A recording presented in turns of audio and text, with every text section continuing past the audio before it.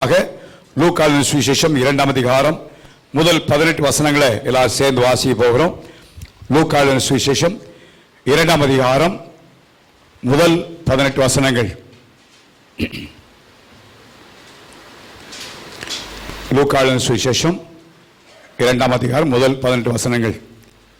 எல்லாம் பைபிளை தரங்க, சிறுவஞ்சேரி வாலிபர்கள் எல்லாம் திறந்து சேர்ந்து எல்லாம் வாசிப்போம். லூக்கா 2ஆம் அதிகாரம் முதல் 18 வசனங்கள் சேர்ந்து வாசிக்கலாமா? அந்நாட்களில் உலகமெங்கும் குடிமதிப்பு எழுதப்பட வேண்டும் என்று அகஸ்துராயனால் கட்டளை பிறந்தது. சீரியா நாட்டிலே சிரேனி என்பவன் தேசாதிபதியாக இருந்தபோது இந்த முதலாம் குடியிருப்பு உண்டாயிற்று. அந்தப்படி குடிமதிப்பு எழுதும்படிக்கு எல்லாரும் தங்கள் தங்கள் ஊர்களுக்கு போனார்கள். அப்பொழுது யோசேப்பும் தான் தாவீதின் வம்சத்தானும் குடும்பத்தானுமாய் இருந்தபடியினாலே தனக்கு மனைவியாக நியமிக்கப்பட்டு கற்போதியான மரியாளுடனே குடிமதிப்படி கலிலேயா நாட்டுள்ள நாசரேத்தூரிலிருந்து யூதேயா நாட்டுள்ள பெத்லெகேம் என்னும் தாவீதின் ஊருக்கு போனான். அவ்விடத்திலே அவள் இருக்கையில் அவளுக்கு பிரசவ காலம் நேரிட்டது. அவள் தன் முதற் பேரான குமாரனை பெற்று சத்திரத்திலே அவளுக்கு இடமில்லாதிருந்தபடியினால் பிள்ளையை துணியில் சுற்றி முன்னணியிலே கிடத்தினாள்.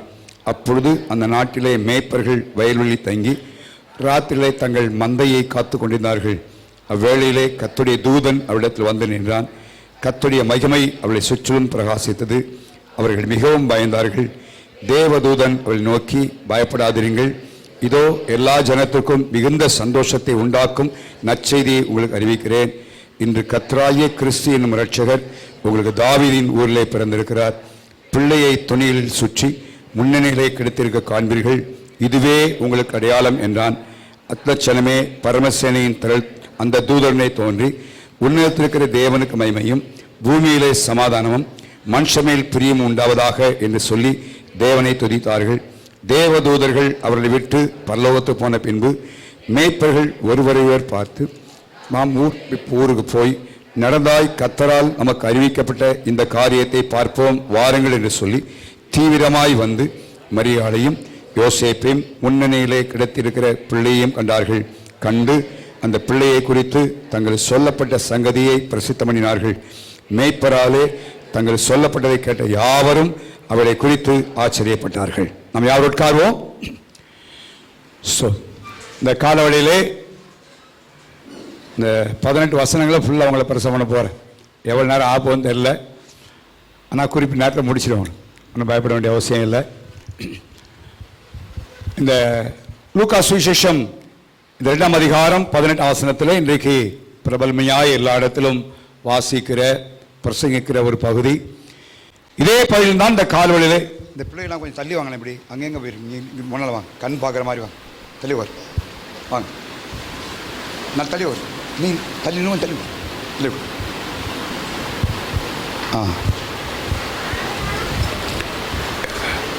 ஆண்டவருடைய வார்த்தையை நான் பகிர்ந்து கொள்ள போகிறேன். இதில் விசேஷமாய் ஒரு காரியத்தை மையமாய் வைத்து இயேசுவின் பிறப்பை குறித்து சொல்லப்பட்ட பகுதியை தான் நான் பகிர்ந்து கொள்ள போகிறேன். இந்த எல்லா பகுதிகளிலும் இயேசுவின் பிறப்பை ஒட்டி இருக்கிற எல்லா பகுதிகளிலும் கொடுத்த காரியத்தை குறித்து சொல்லப்படுகிறது. கொடுத்தல் என்கிற காரியத்தை குறித்து தான் சொல்லப்படுகிறது. ஆகவே நானும் கொடுத்தலை குறித்து தான் நான் உங்களோடு பேச போகிறேன். கொடுத்தல் என்று சொன்ன உடனே காணிக்கை கொடுப்பதை குறித்து நீங்கள் உடனே யோசிக்க வேண்டாம். அதை குறித்து நான் பேச போறதில்லை. அது ஒரு பாயிண்டா வர.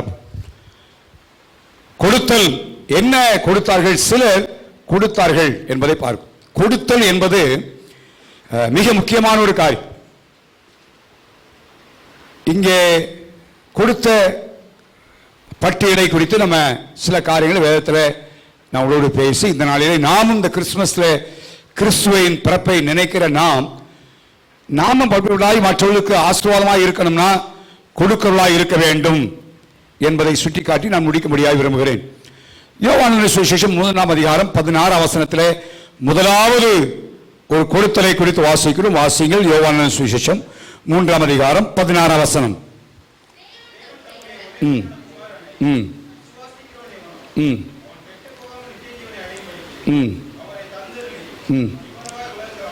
முதலாவதாக பிதாவாகிய தேவன் தன் குமாரனை என்ன செய்தாருங்க?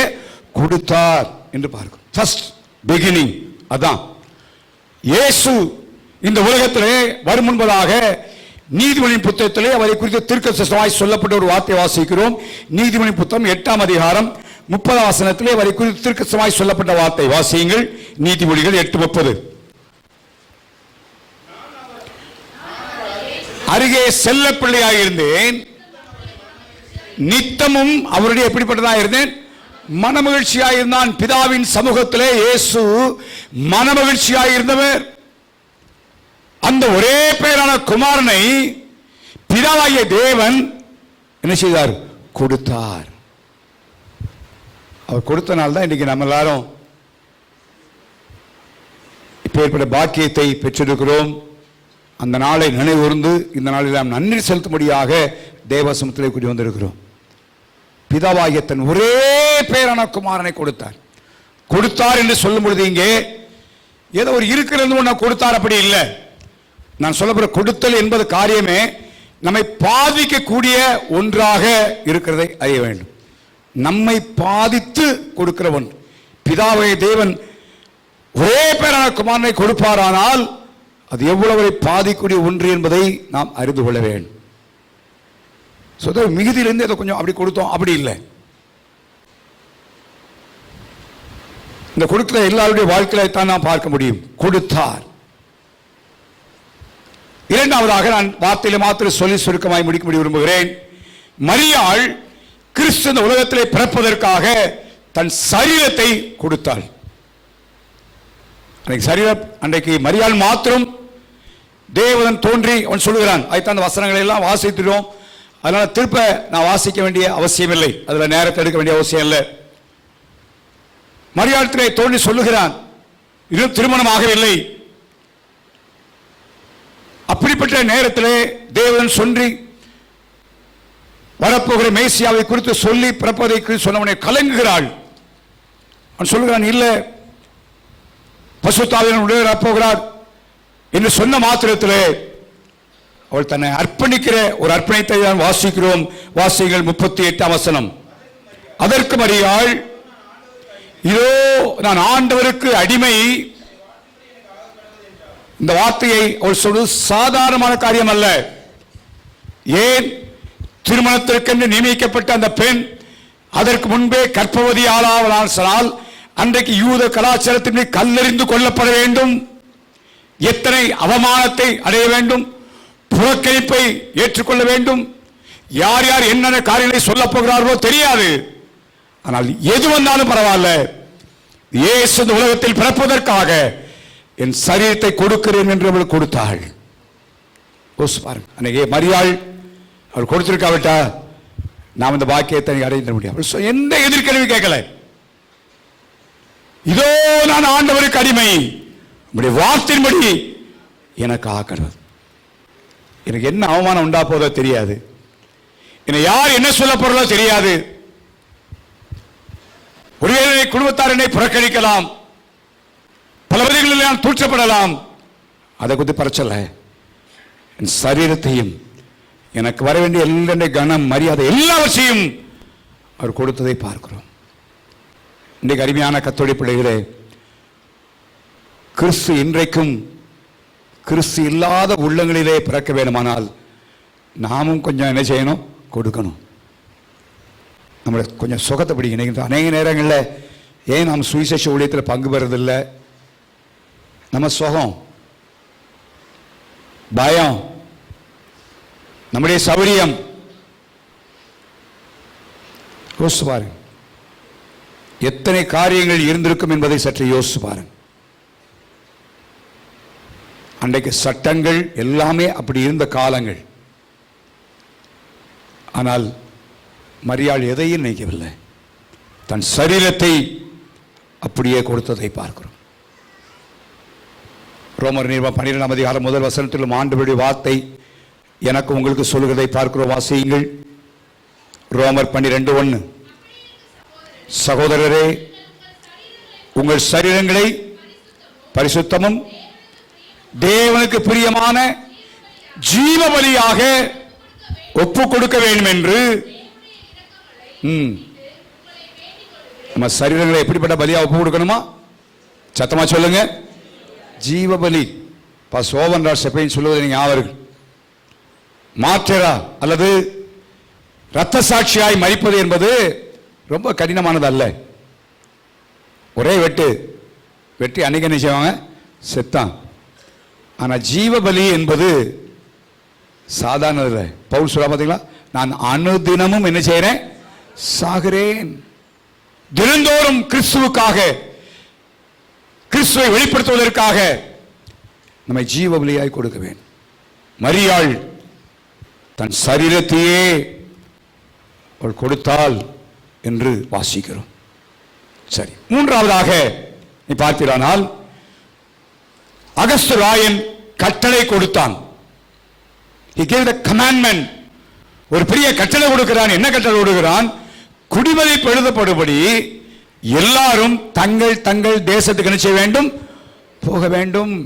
It's not ordinary thing. சாதாரண ஒரு காரியம் அல்ல. இப்பொழுது மரியாளும் யோசேப்பும் நாசரேத்தில் இருக்கிறார்கள். இவர்கள் தங்களுடைய சொந்த ஊருக்கு போக வேண்டுமானால் கிட்டத்தட்ட 80 அல்லது 90 மைலுக்குள்ளாக அவள் பிரயாணம் பண்ணி போக வேண்டும்.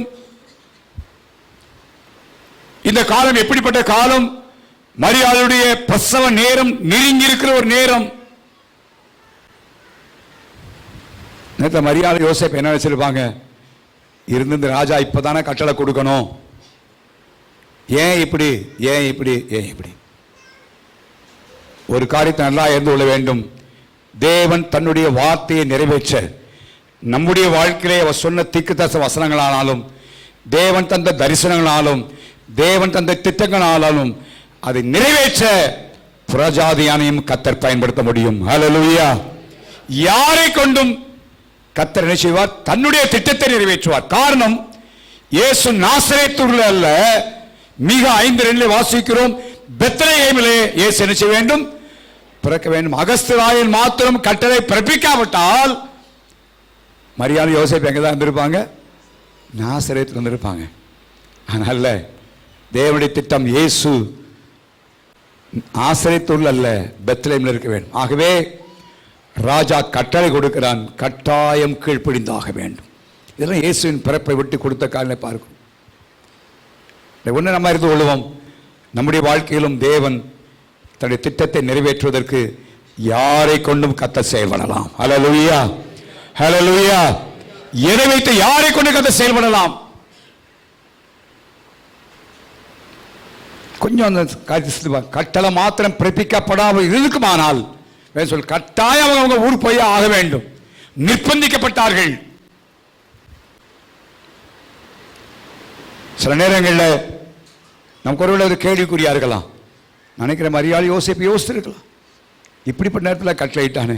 ஏன்னா இந்த நாட்களில் அந்த 90 மைல் பிரயாணம் பண்ணுவது வந்து லகுவான காரியம் அல்ல. இன்றைக்கு போல அந்த நாட்களில் வசதிகள் கிடையாது, வாய்ப்புகள் கிடையாது. இடையில பிரசவம் ஏற்பட்டால் என்ன செய்வது தெரியாத ஒரு நிலைமை. ஆனாலும் தேவ திட்டத்தின் நிறைவேறல் இயேசுவின் பிறப்போடு இருந்த ஒரு காரியத்தை பார்க்கிறோம். நாம் அறிந்து கொள்ள வேண்டிய காரியம், கர்த்தர் நம்முடைய வாழ்க்கையிலும் யாரை கொண்டும் நம்முடைய உள்ள வாக்கு தத்தத்தை, தேவன் கொடுத்த திட்டத்தை, அவர் கொடுத்த தரிசனத்தை தேவன் நிறைவேற்ற முடியும் என்பதை நாம் அறிந்து கொள்ள வேண்டும். அடுத்தபடியாக நான் பார்க்கும்பொழுது 2ஆம் அதிகாரத்தில் வாசிக்கும் பொழுது அவர் சத்திரத்துக்கு வருகிறார்கள். சத்திரத்திலே என்ன செய்யல, இடமில்லை. ஆனால் இந்த சத்திரக்காரன் ஒரு முன்னணியை கொடுக்கிறான், ஒரு தொழுவத்தை அவன் கொடுக்கிறான். He gave a place. அவன் துரத்தி விடவில்லை, இடமில்லை வெளியே போன்னு சொல்லலை. சத்திரத்திலே தங்குவதற்கான அறைகள் இல்லை, ஆனால் அந்த முன்னணி என்ன செய்றாங்க, கொடுக்கிறான். He gave something. சாதாரண ஒரு காரியம் அல்ல. இயேசு பிறப்பதற்கு ஒரு இடம் தேவை. அருமையானவர்களே, இயேசு நினைத்திருந்தால் இவ்வளோ காசு, ஏன் கொலோசில வாசிக்கிறோம், அவரே அல்லாமல் ஒன்றும் உண்டாக்கப்படலை.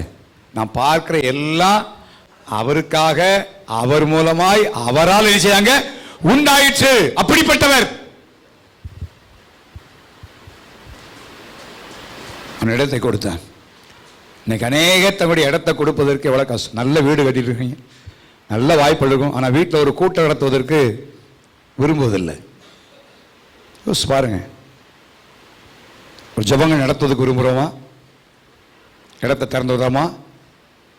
அன்றைக்கி இடம் கொடுத்தானே இயேசுவுக்கு. உங்கள் வீட்டில் இருக்க பக்கத்தில் இருக்கிற ஆட்கள்லாம் வச்சு அவர்களுக்கும் ஆண்டவரை அறிய வேண்டும் என்பதற்காக உங்களுடைய வீட்டை திறந்து இடத்து கூட்டங்கள் நடத்துகிறீர்களா? சற்று யோசிப்பார். ஏன் அது நம்ம பாதிக்கூடிய ஒன்று. வீட்டு கூட்டம் நடத்தினா வீட்டை ஒதுங்க வைக்கணும், சுத்தம் பண்ணணும், பல காரியங்கள் பாதிப்பு ஏற்படும் என்பதனால. நான் தான் இந்த டிசம்பரில் யார் வீட்லையும் கேட்கல, உங்கள் வீட்டில் வைக்கிறீங்களா? இல்லை. அவர்களாக வீட்டை திறந்து கொடுத்தால் வைப்போம். அது உங்களுக்கு ஆசீர்வாதம். அன்னைக்கு சத்திரக்காரனுக்கு எவ்வளோ பெரிய ஆசீர்வாதம் யோசிப்பார். உலக ரட்சகர், அவருக்கு இடம் இல்லாமல் இல்லை, எங்கேயும் பிறக்கலாம், ஆனால் அவன் இடம் கொடுத்தான். எவ்வளோ, அதனால தான் அந்த வார்த்தை பதிக்கப்படுகிறது. எங்கேயோ பிறந்தான்னு போட்டுக்கலாம்.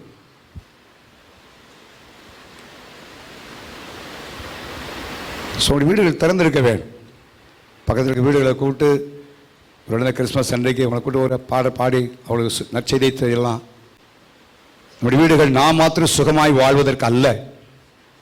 இருக்கலாம், கத்தர் நமக்கு கொடுத்துருக்க, ஆண்டவர் கட்டி கொடுத்த வீடு. ஒவ்வொருவருக்கும் ஆண்டோடைய கிருபையினால் தான் கத்தர் கட்டி கொடுக்கிறார்.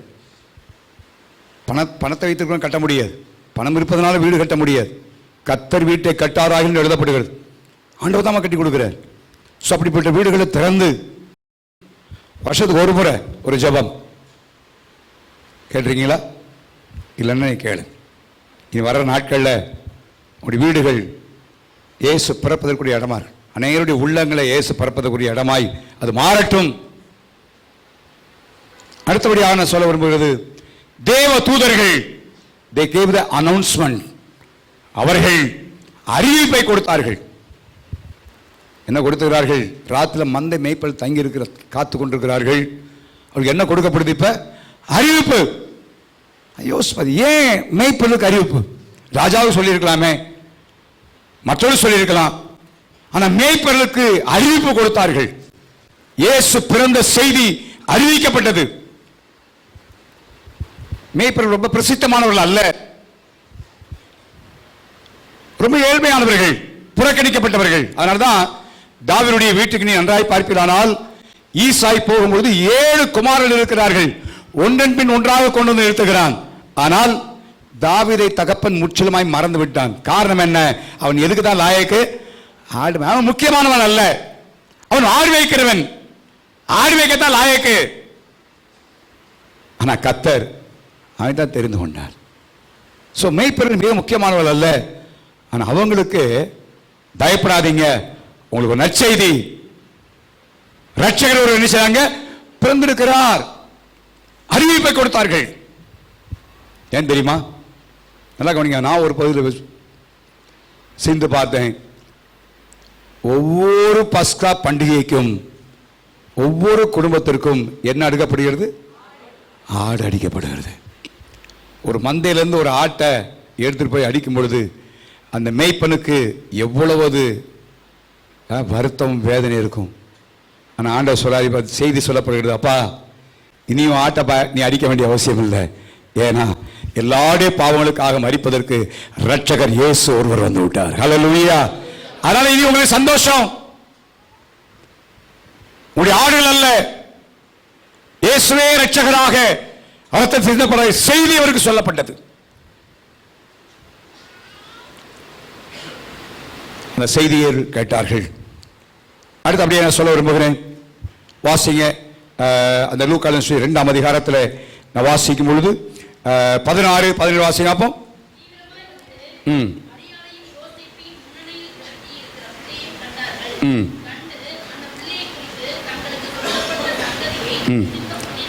இங்கே மேய்ப்பர்கள் சாட்சி கொடுக்கிறார்கள். நல்லா கவனிங்க, மேய்ப்பர்கள் சாட்சி கொடுக்கிறார்கள். சாதாரண காரியம் அல்ல. மந்தையை மேய்ச்சிட்டு இருக்கிறாங்க, செய்தி வந்தது, உடனே செய்தார்கள், தீவிரமாய் புறப்பட்டு வந்து எழுதப்படுகிறது. நம்ம அந்த இடத்துல வச்சு பார்ப்போம். நம்ம வேலை செஞ்சுட்டு இருக்கும் பொழுது யாராவது ஒரு செய்தி சொல்றாங்கன்னா உடனே போயிடுவோமா? இல்லை, வேலை முடிச்சுட்டு வர்றேன், அவ்வளோதான். மேய்ப்பர்கள் எங்க ஆட விட்டாங்க, எங்க பண்ணாங்க? இல்லை, ஃபர்ஸ்ட் தி எக்ஸ்பீரியன்ஸ், முதலாவது அனுபவித்தார்கள், வந்து பார்த்தார்கள். பார்த்தது மாத்திரமல்ல, கிறிஸ்துவை குறித்து என்ன கொடுத்தார்கள்? சாட்சி கொடுத்தார்கள். மேய்ப்பர்கள் காலகாலமாய் கிறிஸ்துமஸை கொண்டாடி கொண்டிருக்கிற நம்முடைய வாழ்க்கையிலே கிறிஸ்துவை குறித்து யாருக்காவது சாட்சி கொடுத்திருக்கிறோமா? சற்று யோசிச்சு பாருங்க. விளையாட்டான காரியம் இல்லை அது. மேய்ப்பர்கள் அவ்வளோ வந்து அந்த ராத்திரி மேய்ச்சிட்டு இருக்கிறாங்க. எங்கேருந்து எங்கே வந்தான்னு தெரியாது. ஆடை என்ன செஞ்சாங்க? அப்போ அவங்களுக்கு என்ன காரியம் முக்கியம் இல்லைன்னா, இயேசுவை பார்ப்பதான் முக்கியம் ஒழிய என் ஆடுகள் எங்களுக்கு என்னது அடுத்தபடி தான். ஆனால் இன்னைக்கு அநேகருக்கு தங்களுடைய வேலையில் தான் முக்கியம் ஒழிய ஜெபமோ வேத வாசிப்போ ஆராதனையோ முக்கியம் அல்ல. இந்த கிறிஸ்துமஸ் நாளில் உங்களுக்கு சொல்லித்தரு, ஆண்டவர் முக்கியப்படுது. 2026ஆம் ஆண்டு முடிக்க போகிறோம், 5ஆம் ஆண்டு முடிக்க போகிறோம். 26ஆம் ஆண்டில் எல்லாத்துக்கும் முக்கியத்துவத்தை கொடுங்க. ஆடுகள் மேய்ப்பது விளையாட்டான காரியம் இல்லை, ஆடுகளை பற்றி கொண்டு போவது விளையாட்டான காரியம் இல்லை. ஆனால் நற்செய்தி சொல்ல உடனே இயேசுவை நாங்கள் அனுபவிக்க வேண்டும். தீவிரமாய் அவர் புறப்பட்டு வந்தார்கள். கர்த்தருடைய காரியங்களிலே தீவிரம் காட்டுவோம். எல்லா நாளும் செய்கிற வேலை தான், எல்லா நாளும் நாங்கள் பார்க்குற ஆடுதான், எல்லா நாளும் மேய்க்கிற ஆடுதான். ஆனால் இன்னைக்கு அந்த கிறிஸ்து பிறந்திருக்கிறாரே, எப்படி வந்திருப்பான்னு யோசிப்பார். ராத்திரிலாம் தூங்கல அவங்க. அது மாத்திரமல்ல, அந்த செய்தியை என்ன செய்தார்கள்? பிரசித்தம் பண்ணினார்கள். அவங்க நினைக்கல, நான் சொல்லி யாரு கேட்க போறது, நாங்க மேய்ப்பவர்களே, புறக்கணிக்கப்பட்டவர்களே, நாங்க சொன்னா யாரு கேட்பா? நோ, பிரசித்தம் பண்ணார்கள். அந்த வசனத்தை வாசிங்கன்னா, அவன் சொன்ன கேட்ட எல்லாரும் என்ன செய்யலாம்? ஆச்சரியப்பட்டார்கள். மேய்ப்பராலே தங்களுக்கு சொல்லப்பட்டதை கேட்ட யாவரும் அவைகளுக்கு செய்தார்கள், ஆச்சரியப்பட்டார்கள்.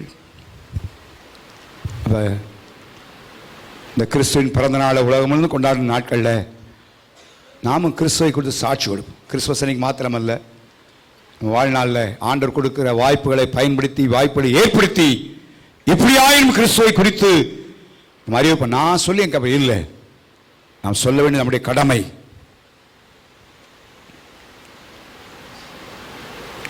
மத்தேயு சுவிசேஷம் 2ஆம் அதிகாரத்தை வாசிக்க வேண்டாம். சாஸ்திரிகள் பொருட்களை கொடுத்தார்கள் வாசிக்கிறோம். அப்படியா? சாஸ்திரி என்ன கொடுத்தாங்க?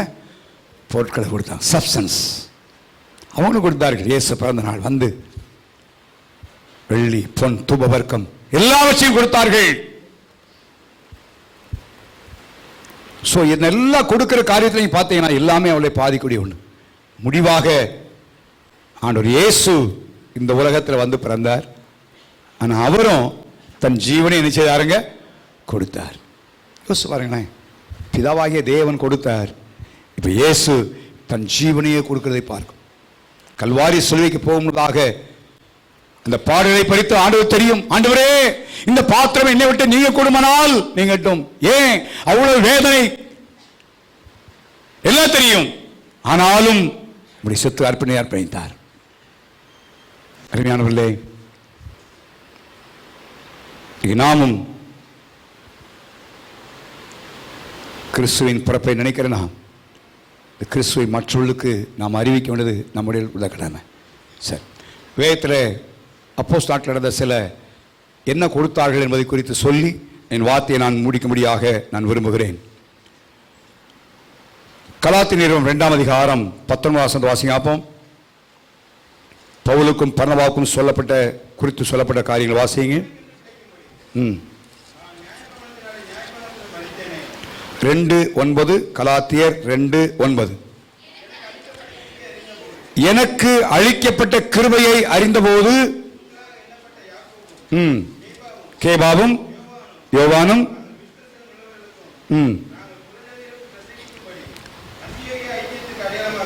அந்யோன்ய ஐக்கியத்திற்கு அடையாளமாக எனக்கும் பர்னபாவுக்கும் என்ன கை கொடுத்தாங்களா? சத்தமா சொல்லுங்க எல்லாரும். வலது கை, சப்போர்ட். அவங்க செய்ய காரியம் பவுலுக்கும் பர்னபாவுக்கும் வலது கை கொடுத்தார்கள். பணம் கொடுத்தான்னு சொல்ல, என்ன கொடுத்தார்கள்? ஊழியத்தில் தாங்கக்கூடிய கரம்படி தூக்கூடியவர்கள் அங்க இருக்கிறோம், சப்போர்ட் பண்றோம். வலது கை கொடுத்து தாங்கினார்கள், வலது கை கொடுத்தார்கள். அது மாத்திரமல்ல, வாசிங்க ரோமர் 16:4. ஆக்கில்லா பிரிஸ்கில்லா குறித்து எழுதப்படுகிற வாசியங்கள். ஆக்கில்லா பிரிஸ்கில்லா குறித்து அவர்கள் என் பிராணனுக்காக எதை கொடுத்தார்களா? கழுத்தையே கொடுத்தாங்களா? காணி கொடுக்கறது ரொம்ப ஈஸி, விளங்கிச்சா? காணி கொடுத்துடலாம். ஆனால் கழுத்தை கொடுப்பது எவ்வளோ கஷ்டம். உயிருக்காக, அவருடைய பிராணனுக்காக தங்களுடைய கழுத்தையே கொடுத்தார்கள். கழுத்து என்பது இன்னொரு பகுதியில் நுகம் பூட்டப்படுகிற இடத்தை குறிக்கிறது. அந்த பாரத்தை அவர்கள் ஏற்றுக்கொண்டார்கள், கழுத்தை கொடுத்தார்கள். ஸோ இந்த நாளில் நாம் கர்த்தருக்காக என்ன கொடுக்க போகிறோம்? கலாத்தியர் 4ஆம் அதிகாரத்தில் கலாத்திய சபை குறித்து பவுல் எழுதும் பொழுது ஒரு காரியத்தை எழுதுகிறார். வாசியங்கள் 4ஆம் அதிகாரம் 15 வசனம். கலாத்திய சபை சொல்றாரு, முந்திருந்த ஆனந்த பாக்கியம் எங்கப்பா? உன் கண்களை பிடுங்கி பாருங்க, எது கூட கொடுக்க ரெடியா இருந்திருக்காங்க. சத்தமா சொல்லுங்களேன். கண்ணையே கொடுக்க இருந்தாங்களாம். ஊழியத்திற்கு, ஊழியக்காரனுக்கு கண்ணையே கொடுக்க இருந்தார்கள். இதெல்லாம் அவர் கொடுக்கிறது குறித்து வாசிக்கிறோம். இன்னைக்கு நம்ம கொடுக்கிற அப்படின்னு அந்த பொருளை பணத்தை வந்து நினைக்கிறோம். இல்லை, உங்க நேரத்தை கொடுக்கணும், உங்க தாளத்தை கொடுக்கணும். தேவனுக்கு கொடுத்த கிருபைகள் தேவனுக்காய் பயன்படுத்தப்பட வேண்டும். உங்கள் வீடு கொடுக்கப்பட வேண்டும், உங்களுடைய பிள்ளைகள் கர்த்தருக்காய் கொடுக்கப்பட வேண்டும்.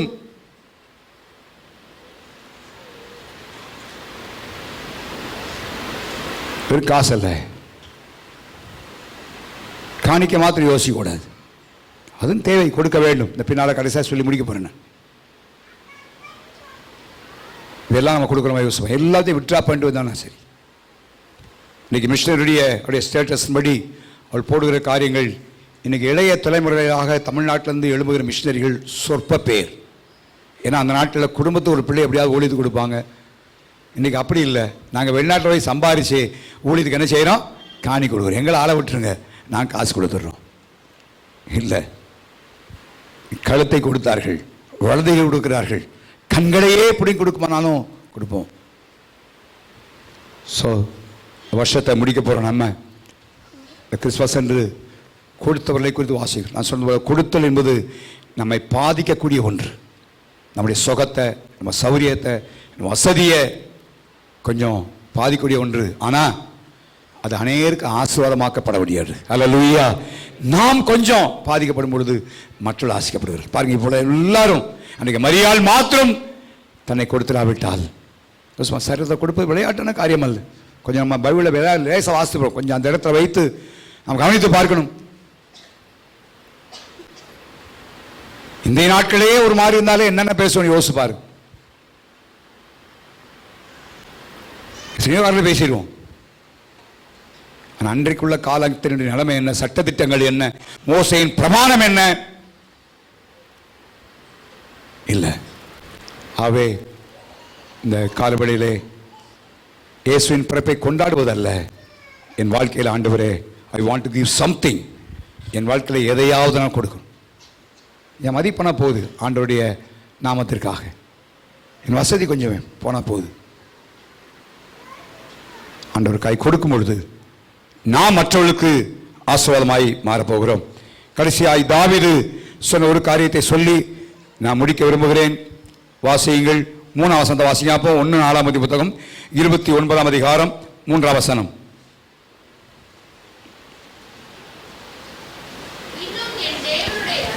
இன்னும் என் தேவனுடைய ஆலயத்தின் பேரில் நான் வைத்திருக்கிற வாஞ்சையினால் பரிசுத்த ஆலயத்திற்காக நான் சபதரித்த அனைத்தையும் தவிர எனக்கு பாருங்க, எனக்கு சொந்தமான பொன்னையும் வெள்ளியையும் என் தேவனுடைய ஆலயத்துக்கு என்ன செய்றேன்? கொடுக்கிறேன். ஏன் தெரியுமா? அந்த 1 வசனத்தில் 29ஆம் வசனத்தை பின்பகுதி வாசித்தீங்கன்னா அது எழுதப்படுகிறது, செய்ய வேண்டிய வேலையோ பெரியது, அது ஒரு மனுஷனுக்கு அல்ல, அது யாருக்கு? தேவனாகிய கர்த்தருக்கு கட்டும் அரண்மனை சொல்றான். எல்லாம் சேர்த்து வச்சுட்டேன், ரைட்டப்பா. ஆனால் தவிர என்ன பாதிக்கூடியது? என்னுடைய சொந்த பணம், என்னுடைய சொந்தம், என்னுடைய சொந்த வேலை, என்னுடைய சொந்த பொண்ணை நான் கொடுக்கிறேன். எதற்காக? தேவனு கட்டும் அரண்மனை. அது மாத்திரமல்ல, நான் ஆலயத்தில் வைத்திருக்கிற வாஞ்சையினால், ஆசை, அதுக்காக கொடுக்கிறேன். ஆண்டவருடைய ஊழியங்கள் பொருளாதாரத்தினாலும் தாங்கப்பட வேண்டியது மிக முக்கியம். கொடுக்கிறோம் என்பதல்ல, நாம் கொடுத்தல் நம்மை சற்று பாதிக்கூடிய ஒன்றாய் இருக்கிற அளவுக்கு கொடுப்பது நமக்கு ஒரு பெரிய ஆசுவாதத்தை கொண்டு வரும். ஊழியம் என்பது ஒரு மனிதனுடைய ஊழியம் அல்ல, ஏதோ ஒரு மனுஷன் செய்யறதில்ல, தேவனுடைய ஊழியம். என்னை ஒருவேளை ஆண்டவர் இந்த ஊழியத்தை நடத்தும்படி ஒரு பொறுப்பை கொடுத்திருக்கலாம். உங்களை நடத்தும்படி ஒரு வேலைக்காரனாய் கத்தடத்தில் என்னை நியமித்திருக்கலாம். ஆனால் சபை பாஸ்டர் ராஜனுடைய சபை அல்ல. நல்ல சமாளித்த ஒரு பேரை வைத்திருக்கிற அரசாங்கத்திற்காக தேவனுடைய சபை. இதன் மேல ஒரு ஆசை வருமானா, இதற்கடுத்த காரியங்களுக்கு நாம் எப்படி இருப்போம்னு யோசிப்பார். கடமைக்காக காரியங்களை நடத்த மாட்டோம், கடமைக்காய் சர்ச்சுக்கு வர மாட்டோம், கடமைக்காய் காரியங்களை செய்ய மாட்டோம். ஸோ அந்த கிறிஸ்மஸ் நாளில் ஒரு புது ஆண்டுக்குள்ளே பிரவேசிக்கும் முன்பாக நல்ல ஒரு தீர்மானத்தை பண்ணுவோம். ஆண்டவரே, இப்படி பிறப்பை விட்டு கொடுக்கிற காரியங்களை பார்த்தோம். பிதாவாகிய தேவன் ஒரே பேரான குமாரனை தந்தல்ல உண்மை. மரியாள் கிறிஸ்து உலகத்தில் பிறப்பதற்காக தன் சரீரத்தையே கொடுத்தது உண்மை. எனக்கு என்ன அவமானம் வந்தாலும் பரவாயில்ல, நிந்தை வந்தாலும் பரவாயில்ல, நான் எவ்வளவு பாதிக்கப்பட்டாலும் பரவாயில்ல, கிறிஸ்து இந்த உலகத்தில் பிறக்க வேண்டும். அகஸ்துராயன் கட்டளை கொடுத்தான். மேய்ப்பர்கள் தூதர்கள் அறிவிப்பை கொடுத்தார்கள். மேய்ப்பர்கள் இயேசு பிறந்த செய்தியை சாட்சி கொடுத்தார்கள். சத்திரத்தில் முன்னிலை இடம் கொடுத்தான், விரட்டி விடலை, இடமெல்லாம் போயிடுச்சு. சரி, இப்படி ஆயினும் கொஞ்சம் இடம் தாரேன், கொடுக்கிறான். இயேசு தன் ஜீவனையே கொடுத்தார். கலாத்திய சபை கண்களையே பிடுங்கி கொடுப்பதற்கு ஆயத்தமாயிருந்தார்கள். ஆக்கில்லா பிரிஸ்கில்லா தேவனுடைய ஊழியருக்காக கழுத்தை கொடுத்தார்கள். தன்னவா பவுலுக்காக அங்கே வலதுகை கொடுத்தார்கள்.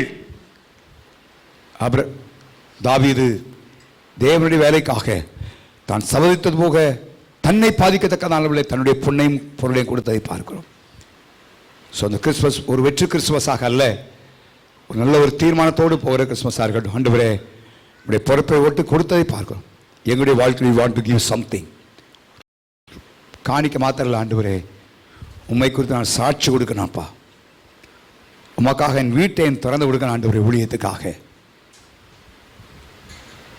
நான் மற்றொரு சுவிசேஷத்தை சொல்லணும் ஆண்டவரே என்று தீர்மானிப்போமானால் உண்மையாகவே இந்த ஒரு பெரிய கிறிஸ்மஸ் நமக்கு ஆசீர்வாதம் மாத்திரமல்ல, நம் மூலமாய் அநேகர் ஆசீர்வதிக்கப்படுவதற்கு ஒரு பெரிய தூண்டுகோலாய் மாறிவிடும். ஹல்லேலூயா.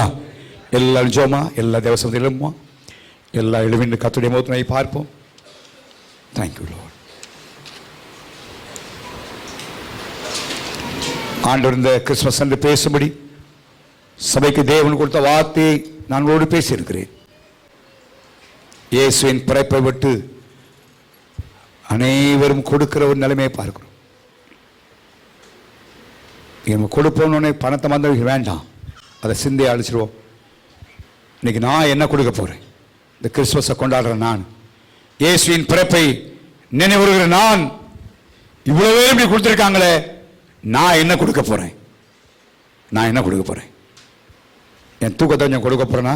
கிறிஸ்து அநேகர் உள்ளத்தில் பிறப்பதற்காக கொஞ்சம் விழித்திருந்து ஜெபம் பண்ண போறேனா? தேசத்தின் ரட்சிப்புக்காக கொஞ்சம் ஜெபம் பண்ண போறேனா? என் சாப்பாடை கொஞ்சம் இழந்து உபவாசம் பண்ணி ஜெபிக்க போறேனா? என் வீட்டை கொஞ்சம் திறந்து மற்றவர்களை அழைத்து அவர்களுக்கு கிறிஸ்துவை குறித்து சொல்ல போறேனா? யோசிச்சு பாருங்க.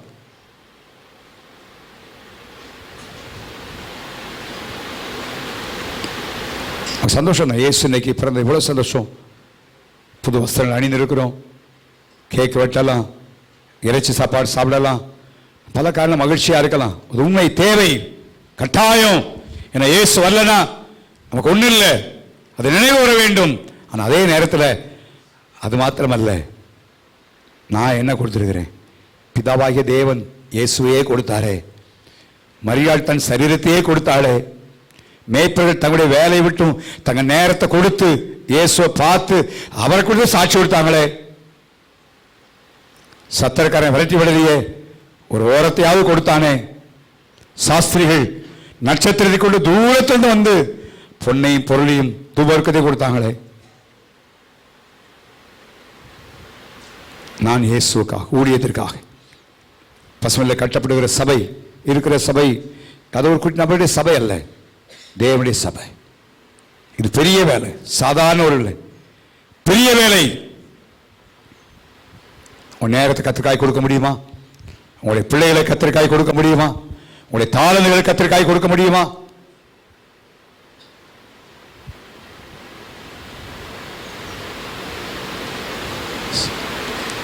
நாட்டில் கர்த்தருடைய ஆவியான இந்த வார்த்தை என்னோடு பேசினால் உங்களோடு இடைப்பட்டு பேசிக் கொண்டிருக்கிறேன். ஆண்டவரே, உடைய பிறப்பில் இவ்வளவு பேர் கொடுத்துருக்காங்கப்பா. நானும் இந்த உலகத்திற்கு ஆசீர்வாதமாக இருக்கேன், மற்றவர்களுக்கு ஆசீர்வாதமாக இருக்க உங்களால் முடிந்த காரியம் அதை நீங்கள் தீர்மானம் பண்ண. நேரம் எடுத்து நான் ஜெபம் பண்ண. ஆண்டவரே, ஊழியர்களுக்காக ஜெபிக்க போகிறேன். நீங்கள் நம்ம நேரத்தை கொடுப்பதற்கு யோசிக்கிறோம், மற்ற காரணங்களை யோசிக்கிறோம். கொடுப்பது என்பது நான் சொல்ல, நம்ம சரீரத்தை நம்மை கொஞ்சம் பாதிக்கூடிய ஒன்று தான். நம்முடைய மிகுதியிலிருந்து செய்யறதில்ல. நேரம் இருந்தால் வர்றேன் ஜபத்துக்கு, நேரம் இருந்தால் ஆராதிக்கிறேன், நேரம் இருந்தால் ஊழியம் செய்கிறேன், அதல்ல. நேரம் இருந்தாலும் சரி இல்லாட்டாலும் சரி என்னை பாதிக்கிற அந்த தூக்கத்தை அதை கொஞ்சம் கெடுத்து நான் போகிறேன், எலும்பி ஜெபம் பண்ணுறேன். நமக்கு சுகமாக இருக்கிறதல்ல, கொஞ்சம் பாதிக்கட்டும். எப்படி விளங்கப்படும் தெரியல, நீங்கள் அண்டர்ஸ்டாண்ட் பண்ணுங்க. தயவு செய்து சற்று வீட்டில் போய் யோசிச்சு பாருங்க, தீர்மானம் பண்ணுங்க. யோசிச்சு பார்த்து, ஆண்டவரே 2025ஆம் ஆண்டு முடிக்க போகிறேன், 26ஆம் ஆண்டுக்குள்ளே பிரவேசிக்க போகிறேன். நான் ஐ want to give something Lord. உங்களுடைய நீர் கட்டும் அரண்மனை, நீ உங்களுடைய ஆலயம், இது உமக்கூடிய ஊழியமாப்பா, உம்முடைய வேலை. ஆண்டவரே, இந்த வேலைக்கு நான் என்னுடைய பங்களிப்பு யோசிச்சு பண்ண. கை கொடுத்தார்கள், வலதை கொடுத்தார்கள், கழுத்தை கொடுத்தார்கள், கண்ணையே பிடிக்க கொடுக்கணும்னா எப்படி யோசிப்பார். அந்த அளவுக்கு மனது இன்னைக்கு நமக்கு மனம் வேணும். உங்களை கத்திரிக்காய் கொடுப்பீங்கன்னா ஜபத்துக்கு வரதோ மற்ற கஷ்டமாக தெரியாது, வேத வாசிப்பது கஷ்டமாக தெரியாது.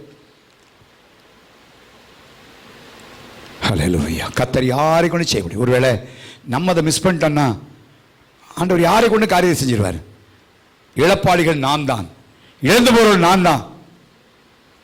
அவளை காலையில் ஆண்டவரே உடைய பிறப்பை குறித்து யோசித்த வழியிலே இத்தனை பேர் ஏதோ காரியங்கள் கொடுத்தாங்க.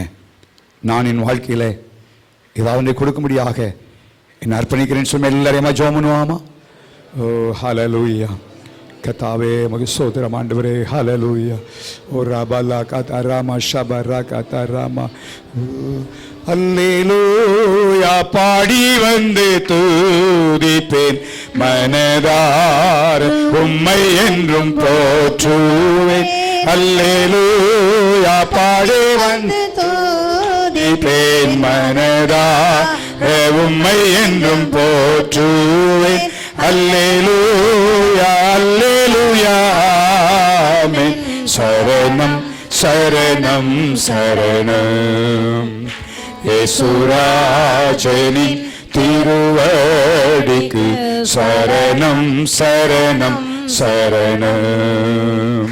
ஆத்மநாதனின் மல்லரடிக்கு சரணம் சரணம் சரணம். ஆவியாத்மா சரீரத்தை படைக்கிறேன் சரணம் சரணம். எல்லாம் சொல்லுவோமா? ஆவியாத்மா சரீரத்தை படைக்கிறேன் சரணம் சரணம் சரணம். இயேசுராஜனின் திருவடிக்கு சரணம் சரணம் சரணம். ஆத்மநாதனின் மலரடிக்கு சரணம் சரணம் சரணம். நல்ல ஆண்டவரே, உலகம் முழுவதும் உடைய பிறப்பை குறித்து நினைக்கிற நாட்கள் நாங்களும் நன்றி செலுத்தும்படியாய் நீங்கள் கொடுத்திருக்கிற இந்த நாளில் மகிழ்ச்சியாய் ஆராதிக்கும்படி எங்களுக்கு கொடுத்திருக்கிற நல்ல தந்தக்காய் ஸ்தோத்திரம் ஆண்டவரே. உடைய பிறப்பை ஒட்டி நாங்கள் பார்க்கும் பொழுது ஒவ்வொருவரும் தங்களால் காரியங்களை கொடுத்ததை நாங்கள் பார்க்கிறோம் ஆண்டவரே. விசேஷமாய் பிதாவாகி தேவன் ஒரே பிறந்த குமாரனை கொடுத்ததை நாங்கள் பார்க்கிறோம். மரியாள் கிறிஸ்து பிறப்பதற்கு இந்த சரீரத்தை கொடுத்ததை பார்க்கிறோம். இயேசுவாய் வந்து நீர் எங்கள் உள்ளத்தில் வரும்படியாய் நீர் ஜீவனை கொடுத்தீர் அப்பா. கைசோத் புதிய ஏற்பாட்டு மக்கள் தங்கள் கழுத்தை கொடுத்தார்கள், வலதுகை கொடுத்தார்கள், கண்களை பிணி கொடுக்க மனதாயிருந்தால் தான் பார்க்கிறோம். வரப்போற நாட்களில் உங்களுடைய ஊழியத்திற்காக, சபைக்காக, உம்முடைய வேலைக்காக, உம்முடைய ராஜ்யத்தின் விஸ்தரிப்பிற்காக ஆண்டவரே யார் யார் என்னென்ன காரியங்களை கொடுக்கும்படி உங்களுடைய உள்ளங்களில் நீர் யோகிறீரோ அதை கொடுக்கத்தக்கதாக இருக்கட்டும் ஆண்டவரே. எங்களுடைய மிகுதி இருந்தல்லப்பா, எங்கள் ரெஸ்ட் நேரம், எங்கள் நேரம் கிடைச்சி அப்படி இல்லைப்பா, எங்களை பாதிக்கக்கூடிய ஒன்றாக இருக்கட்டும்.